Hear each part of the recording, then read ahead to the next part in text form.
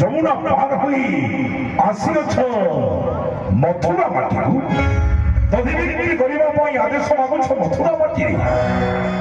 ଗୋପାଙ୍ଗନା ମଥୁରା ଚତୁର୍ଦିଗରେ ଦଧି ବିକ୍ରି କରିବା ପାଇଁ ଦେବୀ ମୋ ଆଦେଶ। କିନ୍ତୁ ଦେଖିବା କଣ ରହିଛି ଦଧିରେ, କାରଣ ମୋର ଶତ୍ରୁତ୍ୱ ମୋ ନାମ ଭକ୍ଷଣ କରିଛନ୍ତି ଦଧି ଏବଂ ଏହି ଦଧିକୁ ପାନ କରି ହୋଇଛନ୍ତି ଶକ୍ତିଶାଳୀ।